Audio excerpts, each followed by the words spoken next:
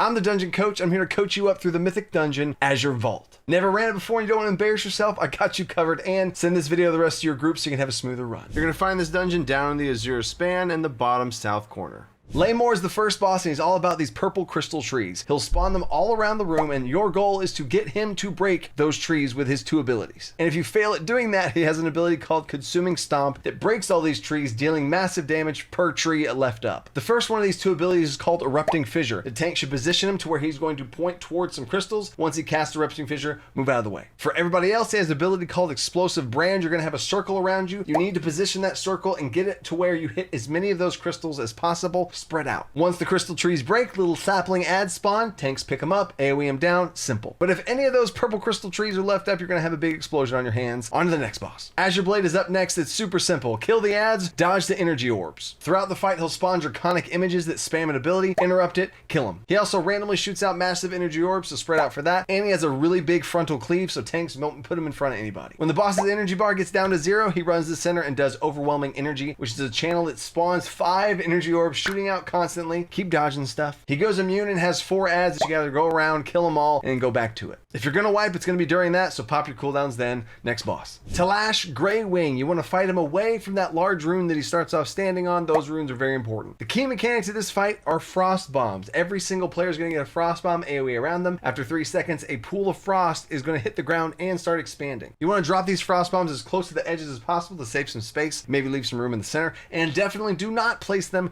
on those 3 large runes, because those 3 large runes are the only safe place for the next ability. Whenever the boss gets to 100 energy, he flies to the center of the room and casts a huge explosion. Absolute 0. You have to stand inside one of these runes, and it's the only place that grants you safety, and then he flies back out. Once you use a rune like this, it breaks. You have to run around the circle to use the next one, as the boss constantly casts frost bombs, losing more and more ground. The only other ability to worry about and stay spread out a little bit is called Icy Devastator. He picks a random target and channels a beam on them as they pulse AoE damage. So manage your frost bombs, stay on those large runes, and you're good to go. Umbreskul is the final boss, and one of the craziest mechanics you have to deal with is Oppressive Miasma, which is the debuff you get every time you move, and it's a ramping slow. So as you move, you just get slower and slower and slower, and in order to clear this debuff, you have to stand still for 10 seconds. And your healer's not going to be able to dispel this thing either, because they're going to be busy dispelling the tank. Umbreskul has a Dragon Strike ability that puts a very heavy dot on the tank that the healer needs to dispel. Now while that's going on, you have 2 main abilities to deal with. The first and main one is these crystal ads that spawn. In general, you should tank the boss against the wall so that it has a less of an area for them to spawn, because he sprinkles these crystals on the ground and you have to kill them. They have a cast time that starts initiating as soon as they spawn, and if they ever get to the end of it, they explode. So kill them before they explode. And the second ability is the boss has an energy bar. Whenever he gets to 100%, he casts these energy orbs around the entire room that are just unstable, and they start moving slowly around the room. They apparently have aggro tables, and they do tend to float towards the healer or tanks that have self-healing. And he also does an Unleash Destruction, which just is an unavoidable group AoE damage. So move around the room to dodge the orbs, kill the ads, and try and stand still when you can. I hope this video helped you get ready for the Azure Vault. Share it with your group so you can have a smoother run. And if you want even more smoother runs, think about joining my Patreon. I have entire guides on my Patreon in this spreadsheet that has every single boss ability, what it does, the trash, each mob's different strategies, how to do the achievements,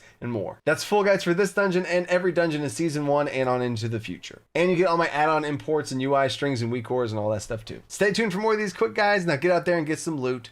Peace.